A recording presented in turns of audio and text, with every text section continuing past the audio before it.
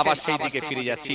তো বনু সালমা গোত্রের মানুষটি এসে রাসূল করিম সাল্লাল্লাহু আলাইহি ওয়াসাল্লামকে জিজ্ঞাসা করলেন, হুজুর হুজুর ইয়া রাসূলুল্লাহ হাবিবাল্লাহ, হুজুর মানুষ যখন মারা যায়, মারা যাবার পরে কি আর কোনো কাজ কোনো দায়িত্ব থাকবে হুজুর?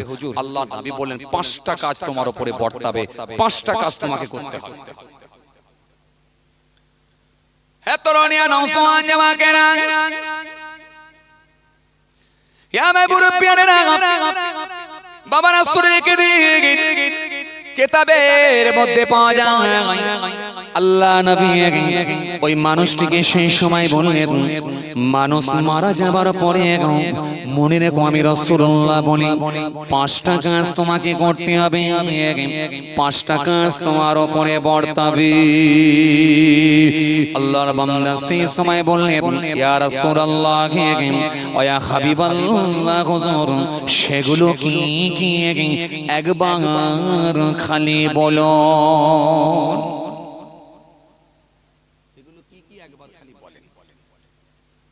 আল্লাহ নবী সেই সময় বললেন, যখন কোন ব্যক্তি মারা যাবে, মারা যাবার পর আমি রাসূলুল্লাহ বলি 1 নাম্বার হলো ওই মানুষটার কথা মনে করে, তোমার ওই পিতার কথা মনে করে অথবা তোমার ওই মাতার কথা মনে করে আমি রাসূলুল্লাহ বলি তার জন্য বেশি বেশি করে আল্লাহ দরবারে দোয়া করো, আল্লাহ দরবারে বেশি বেশি করে দোয়া করো। এটা হলো প্রথম কাজ। তোমার যে বাপ মারা গেছে, তোমার যে ভাই মারা গেছে, তোমার যে মা মারা গেছে, ভুলে যেও না, ভুলে যেও না। তার জন্য একটু বেশি বেশি করে দোয়া করো, চোখের পানি ছেড়ে কাঁদো, আল্লাহর দরবারে একটু দোয়া করো, ওই পিতা মাতার জন্য মনে করো, স্মরণ করো, ভুলে যেও না। ইয়া রাসূলুল্লাহ হাবিবাল্লাহ, 2 নম্বরে কি বলে আল্লাহ নবী সেই সময় বললেন, ওই মৃত আব্বার কথা মনে করে, মৃত মায়ের কথা মনে করে ভুলে যেও না। যে মা তোমাকে এত ভালোবাসা দিয়েছেন, যে বাপ তোমাকে এত ভালোবাসা দিয়েছেন, আমার নবী সুন্দর করে বললেন, মা বাপ যদি কারোর পক্ষে হয়ে যায়, তার জবানের দোয়াটা আল্লাহর দরবারে কবুল হয়ে যাবে। কেন মা বাপের দোয়া আল্লাহর দরবারে কবুল হয়ে যায়, এতে কোনো সন্দেহের অবকাশ নাই। কেন আমার রাসূলুল্লাহ বললেন, 3টে শ্রেণীর মানুষের জবানের দোয়া কবুল হয়, দাওয়াতুল মাজলুম, দাওয়াতুল মুসাফির ওয়া দাওয়াতুল ওয়ালিদি আলা ওয়ালাদিহি। আমি রাসূলুল্লাহ বলি, মাজলুম ব্যক্তির জবানের দোয়া কবুল হয়, মুসাফিরের জবানের দোয়া কবুল হয়। আর একটা শ্রেণীর মানুষের দোয়া কবুল হয়, সেটা হলো নিজের ছেলে মেয়ের জন্য। পিতা মাতার দোয়া, আব্বা মায়ের দোয়া 100% কবুল হয়ে যায়। কিন্তু সেই মা বাপকে আমরা আজকে কোনো মূল্যই দিই না, কোনো কদরই করি না। রোজ পাচ্ছি তো কি বুঝবে, আগে বলতে আব্বা, এখন বলছে ওই বাপ, আগে বলতে মা, এখন বলছে ওই মা। একদিন আসুক না শাশুড়ি আম্মা, তার কদর আলাদা হয়ে যায়, খাতির যত্ন আলাদা হয়ে যায়। একদিন আসুক না শ্বশুর আব্বা, তার কদর আলাদা হয়ে যায়, খাতির যত্ন আলাদা হয়ে যায়। কথা ঠিক কি না? কোথা থেকে খাবার নিয়ে আসবো গো? বেগমকে জিজ্ঞাসা করছে, কোথা থেকে খাবার নিয়ে আসবো বলো। হারুয়াই যদি না পাওয়া যায় মগজ, তাহলে কোথায় যাবে? মগজ নিয়ে এসে খাওয়াতে হবে, বেগমের ইচ্ছা। কথা বুঝতে পারছেন না? বেগমের ইচ্ছা মানে সাংঘাতিক ইচ্ছা। এই ইচ্ছা পূরণ করা খুব কঠিন, আর পূরণ না করতে পারলে আরো চাপ, আরো কঠিন। কথা বলে কথা বলে না। বেগুনের চাপ আপনারা জানেন না? এরা মনে করছে বেগুনের চাপ বলছি, বেগুনের নয়, বেগমের চাপ। এরা ভাবছে বেগুনের চাপ বলছে, বেগুনে আবার কি হয়? আরে বেগুন নয়, বেগম। কথা বুঝতে পারছেন? আরে নেই নাকি একটা করে? কি বিপদে বলো দেখিনি, একটা করে আছে তো নাকি? আবার অনেকে 2-3টে ঘরে রেখে দেয়। বর্তমানে একটা লি পেরেশান, আবার 2-3টে। উরি সর্বনাশ। যে পিটিয়ে ছাল খুলে ফেলবে, ও আগেকার দিন চলে গেছে। কি কথা ঠিক কিনা ভুল বলো? আগেকার দিনে মেনে নিত, যাকে যাক আমার স্বামী করেছে, নবী আল্লাহ রাসূলের হুকুম আছে, স্বামীর সামর্থ্য আছে, খাবার ক্ষমতাও আছে, সব দিক দিয়ে যখন ঠিক আছে তো সমস্যা নেই। এটা আগেকার দিনে চলতো। এখন মেরে ফেলবে, পিটিয়ে ছাল খুলে ফেলবে। কথা বলেন। এই যে মাঝে মাঝে পেপার পত্রিকায় দেখছেন না আপনারা, কি ঠিকঠাক ভাবে সংসার চালাতে পারে না তো বড় বউ পিটছে, ওদিক থেকে এসে ছোট বউ পিটছে, তারপর ওদিক থেকে এসে দেখছে মেজ বউ পিটছে, তারপরে দেখছে ওদিক থেকে এসে তার বউ পিটছে, এসে চারজন মিলে পিটিয়ে লাস্টে হসপিটাল তো দূরের কথা একেবারে থানায়। তার মানে কি লোক মারা গেল, পোস্টমর্টম করতে নিয়ে গেল, পিটিয়ে মেরে ফেলেছে। মাঝে মাঝে পেপার পত্রিকায় দেয়, সোশ্যাল মিডিয়ায় দেয়। চলেন, ভুল বুঝবেন না, রাগ করবেন না, এইজন্য বলছি কথা। যে বেগমের জি ভাইরা আমার, বন্ধুরা আমার, সাথী মহব্বতের ভাইরা, যে কোথা থেকে নিয়ে আসবো মগর ভাজা, কোথা থেকে নিয়ে আসবো টেংরি, চিন্তায় পড়ে গেল। কেন? শ্বশুর আব্বাস টেনশনে পড়ে গেল। আবার কিছু শ্বশুর আছে তারা আবার বলবে, দেখছো গা আমার জামাই একটু খাতির যত্ন করছে, অনেকদিন পরে জামাই বাড়ি এলাম, তা আবার হুজুর যা বারণ করে দিচ্ছে সকালবেলায় মনে হয় খাতির আলাদা হয়ে যাবে। কথা বলে সকালবেলার খাতির আলাদা হয়ে যাবে না? কিছু শ্বশুর আছে টেনশনে পড়ে গেল। আবার কিছু শাশুড়ি আছে ওই দিক থেকে বসে বসে শুনছে, তারা বলছে দেখেছো খালি হুজুর একটু আমাকে খাও, এই কি বলে জামাই আমাকে একটু ভালো করে খাওয়াচ্ছে বলে হুজুর আবার বারণ করে দিয়ে যাচ্ছে। আমি এটা বলি, আপনি আপনার, আরে বাবা আপনি আপনার শাশুড়িকে খাওয়াবেন, শ্বশুরকে খাওয়াবেন, আমার রাগ হবে কেন? কিন্তু আপনার পয়সায় খাওয়াচ্ছেন। আমি আপনাকে বুঝাতে চাইছিলাম একটাই, আপনি হাদিস কোরআনের অ্যাঙ্গেল দিয়ে কোন জায়গায় দেখাতে পারবেন না যে শ্বশুর শাশুড়ির জামানের দোয়া জামাইয়ের জন্য কবুল হবে, এটা দেখানোর কোনো সুযোগ নাই। বরং জামাইয়ের জন্য শ্বশুর শাশুড়ির দোয়া কবুল হতেও পারে, নাও পারে, সেটা অনিশ্চিত। কবুল হতেও পারে, নাও পারে, কিন্তু 100% আপনার জামানের দোয়া কবুল হবে আপনার জন্য, আপনার পিতামাতার। বলবেন না, এইজন্য রাসূল বলেছেন তিন শ্রেণীর মানুষের জবানের দোয়া কবুল হয়, দাওয়াতুল মাসলুম, দাওয়াতুল মুসাফির, ও দাওয়াতুল ওয়ালিদি আলা ওয়ালাদিহি। মাসলুম ব্যক্তির জবানের দোয়া কবুল হয়, মুসাফিরের জবানের দোয়া কবুল হয়, আর ছেলে মেয়ের জন্য তার পিতামাতার দোয়া, আব্বা মায়ের দোয়া 100% আল্লাহর দরবারে কবুল হয়। হুমা জান্নাতুকা ওয়া নারুকা, তোমাদের পিতামাতা তোমাদের জন্য জান্নাত, আর তোমাদের পিতামাতা তোমাদের জন্যই জাহান্নাম। বাপ মা রাজি, আল্লাহ স্বয়ং নিজে রাজি, আর মা বাপ নারাজ তো আল্লাহ নিজে নারাজ। দুনিয়ার জমিনে বাপ মার জবানের দোয়াটা 100% আল্লাহর দরবারে কবুল হয়ে যায়, এতে কোনো সন্দেহের অবকাশ নাই। কথা বুঝে 1000 আলেমকে দাওয়াত করে খাওয়াবেন, 1000 হুজুরকে দাওয়াত করে খাওয়াবেন, 1000 পীর সাহেবকে দাওয়াত করে খাওয়াবেন, 1000 ইমাম সাহেবকে দাওয়াত করে খাওয়াবেন, আপনি আপনার মা বাপকে বুড়ো আঙুল দেখিয়ে দেবেন, লাল চোখ দেখিয়ে কথা বলে বুড়ো আঙুল দেখিয়ে চলে আসবেন।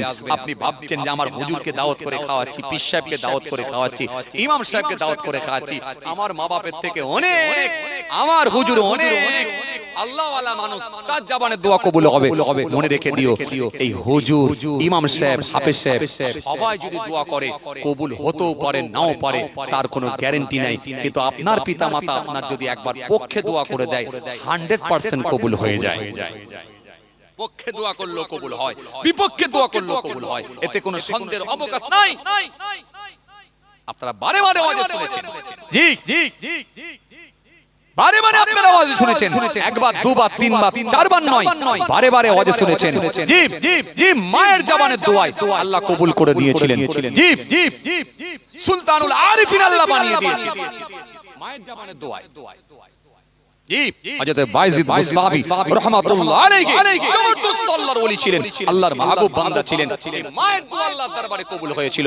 কেন? বায়জিদের মা একদিন বলেছিলেন, বাবা বায়জিদ আমাকে একটু পানি পান করাও, আমি বড্ড কি বলে, আমাকে বড্ড তেষ্টা লেগেছে, আমাকে বড্ড পিপাসা লেগেছে, আমার তেষ্টাই কলিজা ফেটে যাচ্ছে, বাবা বায়জিদ আমাকে একটু পানি পান করাও।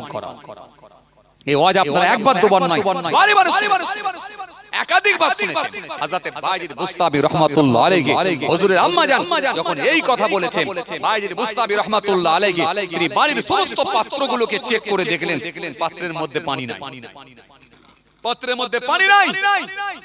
চিন্তিত হয়ে পড়লেন, আমার মা পানি চেয়েছে আর এখন পানি নাই, কোথায় পাবো পানি? তৎকালীন সময় তো আর সেই বাড়ি বাড়ি সাবমার্সেল কল ছিল না, টিউব কল ছিল না, সাবমার্সেল কল ছিল না, বাড়ি বাড়ি সেই আপনার কি বলে পানির এরকম অ্যাভেলেবেল পানি পাওয়া যেত না। অনেক দূর থেকে কূপ থেকে পানি নিয়ে এসে বাড়িতে নিয়ে এসে ব্যবহার করতে হতো, খেতে হতো। হযরত বাইজিদ বুস্তামি রাহমাতুল্লাহ আলাইহি যখন একবার খালি মাকে বলেন, মা তাহলে ঘরে তো পানি নাই, আমি একটু পানি নিয়ে আসি, মা তুমি একটু রেস্ট করো, আমি পানি নিয়ে আসি। এত রনিয়া নওসান জওয়াকেরা ইয়া মাবরুর পেরেরা বাবা রাসূল রেখে দিন কিতাবের মধ্যে পাওয়া যায় আল্লাহর মাহবুব বান্দা হযরত বাইজিদ মুস্তাবি রাহমাতুল্লাহ আলাইহি হুজুর সহ্য করতে পারলেন না। হুজুর একটা পাত্র নিয়ে অনেক দূরে চলে গেলেন পানি আনতে। হুজুর বড় কষ্ট করে অনেক দূর থেকে পানি খানা নিয়ে এলেন বাড়িতে। বাড়িতে যখন এসে পৌঁছালেন দেখতে পেলেন মা ঘুমিয়ে পড়েছে, মা শুয়ে পড়েছে, মা ঘুমিয়ে গেছে। মা ঘুমিয়ে গেছে, মা বিশ্রাম করছিল, শুয়েছিল, ঘুমিয়ে গেছে। মনটা বড় খারাপ হয়ে গেল। মা একটু পানি খাওয়ার আশা করলো, ঘুমিয়ে পড়লো।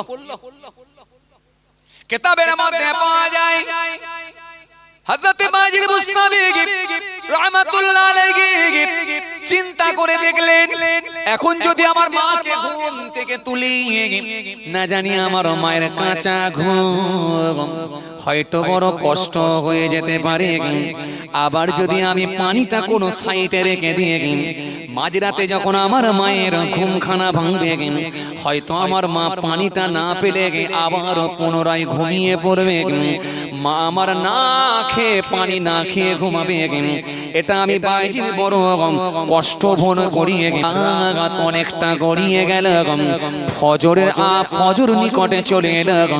হঠাৎ করে দেখা যায় হযরত বাইজিদ বুস্তামি হুজুরের আম্মা জানের ঘুমটা ভেঙে গেল। ঘুমটা যখন ভেঙে গেছে, ঘুমটা ভেঙে যাওয়ার পরে হযরত বাইজিদ বুস্তামি সেই সময় দাঁড়িয়ে আছেন। হযরত বাইজিদ বুস্তামির আম্মা জান বললেন, বাবা ছেলে তুমি কি দাঁড়িয়ে আছো আমার জন্য? ছেলে সেই সময় বলল, ও আমার আম্মা জান, আমি মনে মনে ভাবছিলাম যদি আপনার ঘুমটা ভেঙে যায়, পানিটা যদি খুঁজে না পান বড় কষ্ট পাবেন, আর এখন কাঁচা ঘুম থেকে তুললেও বড় কষ্ট পাবেন। এজন্য মনে করে মাথার গোড়ায় আমি পানি নিয়ে দাঁড়িয়ে আছি। হযরত বাইজিদ বুস্তামি রাহমাতুল্লাহ আলাইহি হুজুরের আম্মা জান সহ্য করতে পারল না। একবার আল্লাহর দরবারে দোয়া করলেন, আল্লাহ তুমি বলেছো ছেলে মেয়ের জন্য 100% মায়ের দোয়া কবুল হয়ে যায়, পিতা মাতার দোয়া কবুল হয়ে যায়।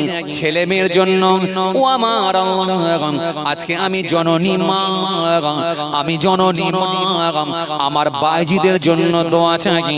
ও আমার আল্লাহ, যদি তুমি আমার দোয়াকে কবুল করো, তোমার কাছে একটাই দোয়া চাই, তুমি আমার বাইজিদ বুস্তামিকে সুলতানুল আরিফিন বানিয়ে দাও। আমার আল্লাহ পাকের দরবারে ওই মায়ের জবানের দোয়াখানা কবুল হয়ে গেল। কথা কিছু বুঝতে পারছেন বাবাজি? পারলে মাকে খুশি রাখবেন। হে যুবক ছেলেরা, মাকে খুশি রাখবেন, বাপকে খুশি রাখবেন। কখনো তর্ক করবেন, কখনো ঝগড়া বাঁধাবেন না, তর্ক করবেন না। আপনার বাপের বয়স হয়ে গেছে 85 বছর বয়স, সামনে দাঁত ভেঙে গেছে, সুগারের রুটি, সুগারের আপনার কি বলে ডায়াবেটিসের রোগী, অসুস্থ মানুষ, হয়তো খিটখিটে হয়ে গেছে, এমন কিছু কথা আপনাকে বলে দিয়েছে, আপনাকে বড় খারাপ লেগে গেছে। আপনি তর্কে জড়াবেন না, পারলে একটু বাইরের দিকে চলে যান, বাইরের দিকে চলে যান। আবার বাপের যখন রাগ মিটে যাবে তখন বাপের কাছে এসে বলেন, আব্বা আমি তোমাকে এই কথাটা বলছিলাম, ভালো কথা বোঝাবার চেষ্টা করছিলাম, আব্বা তুমি একটু চিন্তা করে দেখো তো, এটা করলেই মনে হয় ভালো হতো। নিশ্চয়ই আপনার বাপ আপনার কথাতে সম্মতি দেবে, কিন্তু বাপের সঙ্গে তর্কে জাহান্নামের রাস্তা ক্লিয়ার করতে যাবেন না। মায়ের সঙ্গে তর্ক করে জাহান্নামের রাস্তা যেন ক্লিয়ার করতে যাবেন না। কিছু কথা বুঝতে পারছেন? জি জি। ওমা জান্নাতুকা ওয়া নারুকা, তোমাদের পিতামাতা তোমাদের জন্য জান্নাত, তোমাদের পিতামাতা তোমাদের জন্য জাহান্নাম। বাপ মা রাজি, আল্লাহ রাজি। মা বাপ নারাজ, তো আল্লাহ নিজে নারাজ। রাসূল করিম সাল্লাল্লাহু আলাইহি ওয়াসাল্লামের কাছে একজন ব্যক্তি এলেন, ইয়া রাসূলুল্লাহ, হাবিবাল্লাহ, হুজুর, আমি আমার মাকে আমার বৃদ্ধা মাকে পিঠে করে নিয়ে আল্লাহর কাবা বাইতুল্লাহ তওয়াফ করিয়েছি। ইয়া রাসূলুল্লাহ, হাবিবাল্লাহ, হুজুর, আমি কি আমার মায়ের হক আদায় করতে পেরেছি? আল্লাহ নবীকে জিজ্ঞাসা, হুজুর, আমি আমার মাকে পিঠে করে নিয়ে কাবা বাইতুল্লাহ তওয়াফ করিয়েছি, আমি কি আমার মায়ের হক আদায় করতে পেরেছি? রাসূল বললেন, শোনো, হক আদায় তো দূরের কথা, আমি রাসূল বলছি তোমার শরীরের চামড়া কেটে যদি মায়ের পায়ের জুতা বানিয়ে দাও, আমি নবী বলছি মায়ের এক ঘট দুধের ঋণ শোধ করতে পারবে না। একটু জোরে বলবেন না? আর সেই মাকে তুমি এখন অবহেলা করছো, ওই মা বলে ডাকছো, তোমার শাশুড়ি আম্মাকে আম্মাজি বলছো।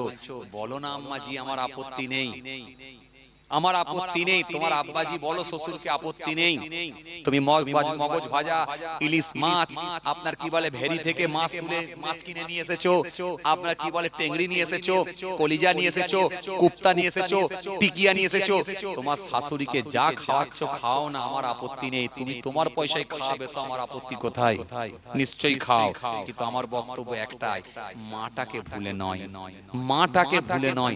তোমার মা তোমার ভাইয়ের বাড়ি আছে, ওখান থেকে একটু মায়ের হাতটা ধরে হাসি মুখে নিয়ে এসে শাশুড়িকে যে দস্তরখানায় বসিয়েছো, ওই শাশুড়ির পাশে দস্তরখানাতে তোমার মাকেও বসিয়ে দাও। কেন? তোমার শাশুড়ি যখন এবার তোমার জন্য দোয়া করবে, আল্লাহ আমার জামাইকে তুমি রুজিতে বরকত দাও, যখন দোয়া করবে, সেই দোয়াটা পৌঁছাতেও পারে নাও পারে, এর গ্যারান্টি। কিন্তু তোমার মা যখন এবার আল্লাহর দরবারে দোয়া করবে, আল্লাহ আমার ছেলে আমাকে এত ভালোবাসা দিয়েছে, তোমার জন্য আল্লাহর দরবারে দোয়া করবে, ওই মায়ের দোয়াটা 100% আল্লাহর আরশে গিয়ে পৌঁছাবে। আমি তোমাকে এটাই বোঝাতে চাইছি, মাকে ছেড়ে দিয়ে নয়, মাকে ফেলে দিয়ে নয়। চলুন, বলতে বলতে আমি অনেক দূর চলে এসেছিলাম। চলুন, আমি কোথা থেকে ছেড়ে এলাম বলেন দেখিনি। আমি আপনাদের সামনে কি বলছিলাম জানো? কি একটা বিষয় নিয়ে বলতে বলতে আমি এত দূর চলে এসেছিলাম। বলেন তো আপনারা, বলেন তো মনে করে, কি একটা বিষয় নিয়ে বলছিলাম জানো? কি একটা বিষয় নিয়ে বলতে বলতে আমি এত দূর চলে এলাম, মনে করে নেন তো।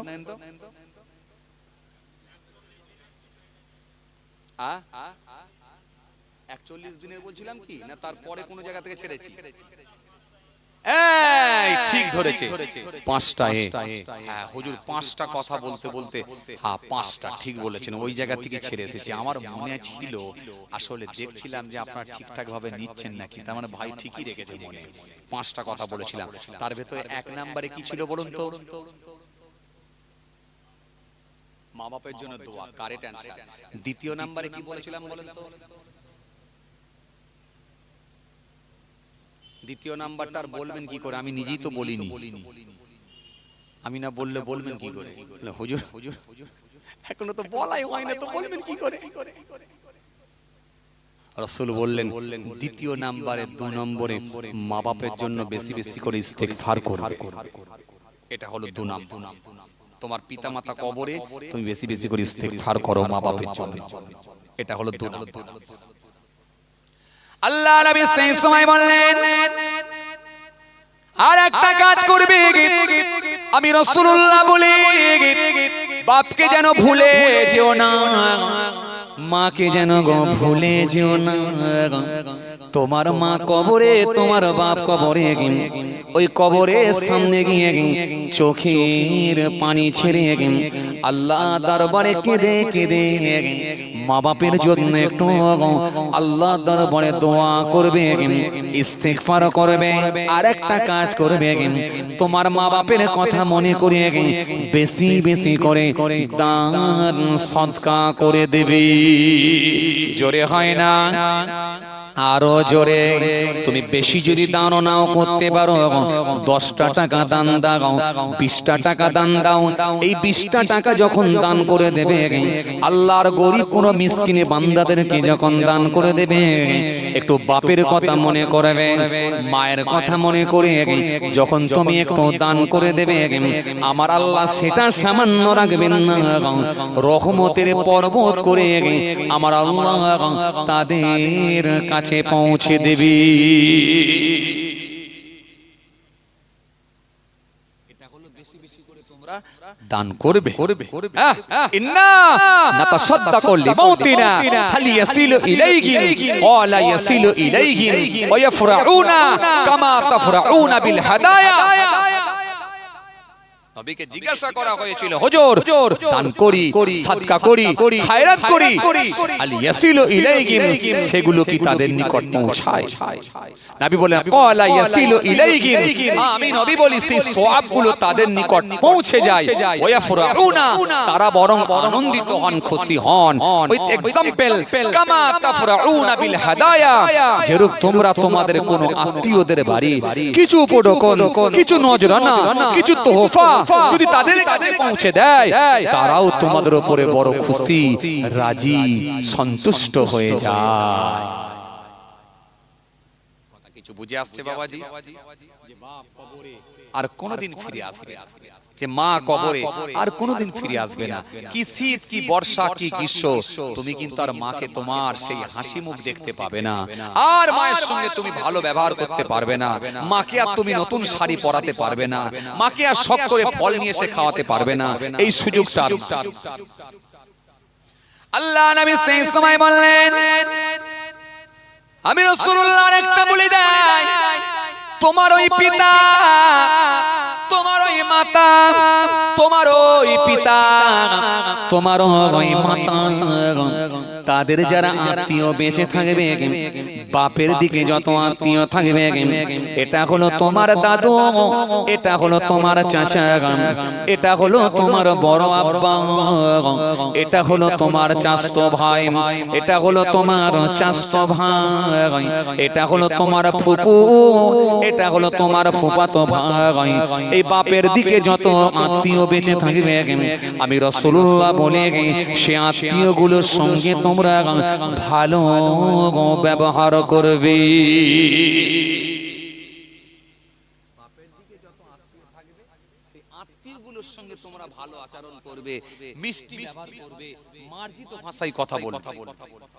আল্লাহ নিজেও কোরআনের মধ্যে বলেছেন, ওয়াবুদুল্লাহ ওয়া লা তুশরিকু বিহি শাইয়্যা ওয়া বিল ওয়ালিদাইনি ইহসান ওয়া বিযিল কুরবা ওয়াল ইয়াতামাল মাসাকিন ওয়াল জারিজিল কুরবা ওয়াল জারিল জুনুব ওয়াস সাহিবি বিল জানবি ওয়াবনিস সাবিল ওয়া মা মালাকাত আইমানুকুম ইন্নাল্লাহা ইউহিব্বু মান কানা মুখতালান ফাখুরা।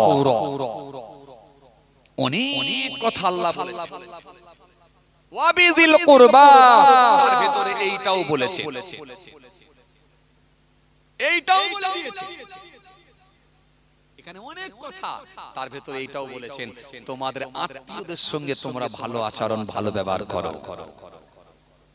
কথা বুঝে আসছে কি বলছি? এখানেও রাসূল বললেন, তোমার বাপের দিকে যত আত্মীয় থাকবে অথবা মায়ের দিকে যত আত্মীয় থাকবে, তাদের সঙ্গে সবার সঙ্গে তোমরা সুসম্পর্ক, ভালো আচরণ, ভালো ব্যবহার করবে। এটা হলো তোমার কাজ, এটা হলো তোমার 4 নম্বর। ইয়া রাসূলুল্লাহ, হাবিবাল্লাহ, আর কি বলে আল্লাহ নবী বললেন, আমি রাসূলুল্লাহ তোমাকে আর একটা কথা বলি, শুনে রাখো, আর একটা কথা বলি। তোমার বাপ মারা গেছে ঠিকই, তোমার বাপ যে মানুষটার সঙ্গে বেশি বেশি করে ওঠা বসা করত, যার সঙ্গে একবার হাঁটেতে যেত, লাল চা খেত, যে বাপ, তোমার বাপ যে লোকটার সঙ্গে আসরের নামাজ পড়তে যেত, যার সঙ্গে একসঙ্গে দুজনে পান খেতে যেত, তোমার বাপের যে বন্ধুটা ছিল, যার সঙ্গে বেশি বেশি করে তোমার বাপ ওঠা বসা করত, আমি রাসূলুল্লাহ বলি ওটা হলো তোমার বাপের বন্ধু। এই বন্ধুটার সঙ্গে তুমি ভালো ব্যবহার করো, ভালো আচরণ করো।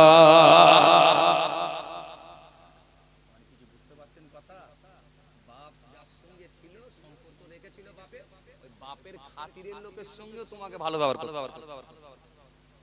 নবী শিক্ষা, আমার নবী কত দূরদৃষ্টি সম্পন্ন নবী। আমার নবী কি বলেনি?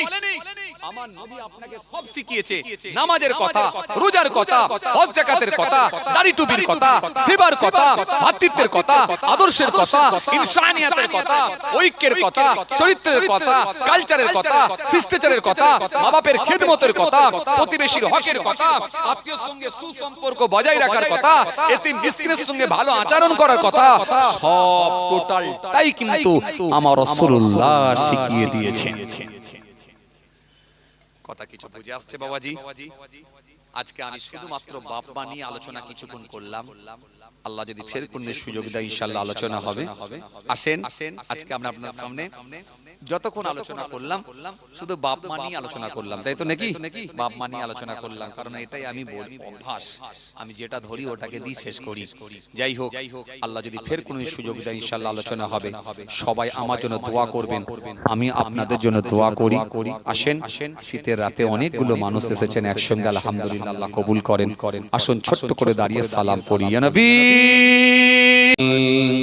জলওয়ায়ে নূরানি কাদের জিলানী, মন আয়নায় যার চমকাই, মন আয়নায় যার চমকাই, পাক আয়াতে কুরআনি কুতুবে রব্বানি মাহবুবে সুবহানি জলওয়ায়ে নূরানি কাদের জিলানী। আল্লাহুম্মা সাল্লি আলা মাওলানা মুহাম্মদ ওয়া আলা আলি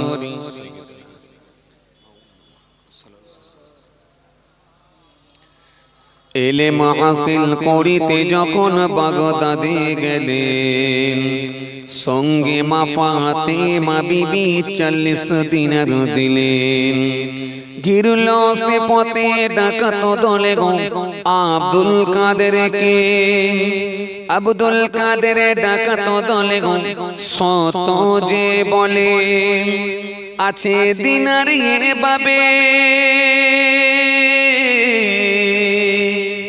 আছে দিনারি বাবে, খোঁজে তা তোমরা পাবেনি, কুতুবে রব্বানি মাহবুবে সুবহানি জলওয়ায়ে নূরানি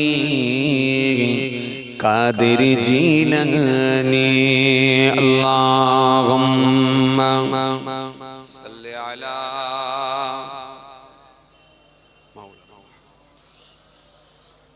আওয়াজ দিয়ে ওয়া আলা আলি।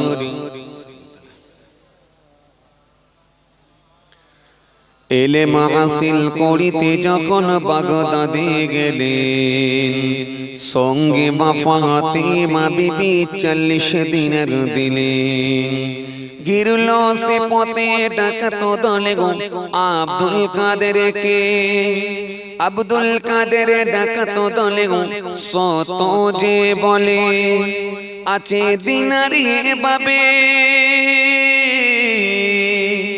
আছে দিনারি বাবে, খোঁজে তা তোমরা পাবেনি, কুতুবে রব্বানি মাহবুবে সুবহানি জলওয়ায়ে নূরানি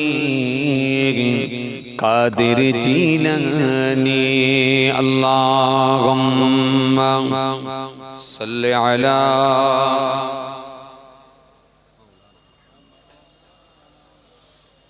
আওয়াজ দিয়ে পড়েন ওয়া আলা আলি।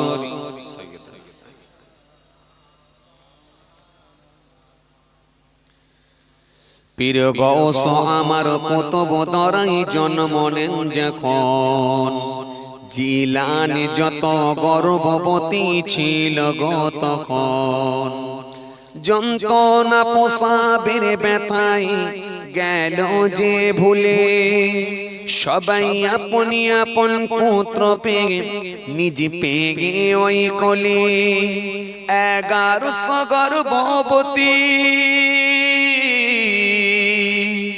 1100 গর্ভবতী হলো পুত্রেরই জননী কুতুবে রব্বানি মাহবুবে সুবহানি জলওয়ায়ে নূরানি কাদের জিলানি আল্লাহুম্মা সাল্লি আলা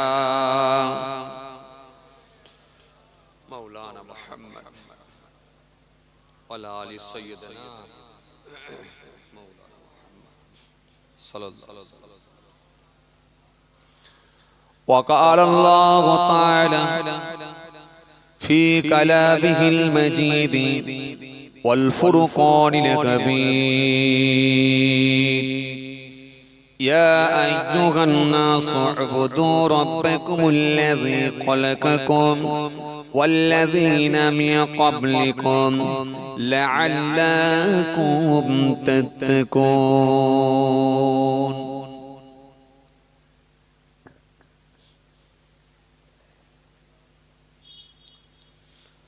وقال النبي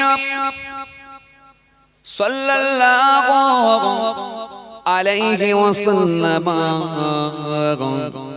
من ترك الكذب وهو باطل بني له قصر في ربد الجنة ومن ترك المرع وهو محق بني له في وسطها ومن حسن خلقه بني له في أعلاها إلى آخر الحديث أو كما قال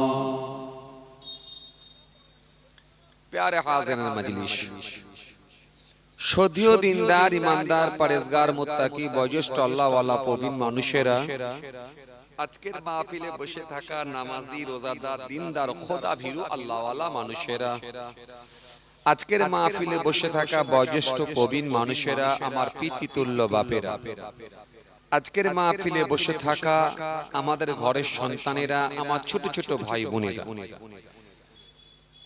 দূর দূরান্তে বাড়িতে বসে থাকা পর্দার আড়ালে অন্তরালে আমার মা বোন বেটিরা সকলকে আমি আমার অন্তঃস্থল থেকে সালাম এবং মুবারকবাদ জানিয়ে খুব অল্প সময় সংক্ষিপ্ত কিছু বয়ান করে আপনাদের খেদমত থেকে বিদায়।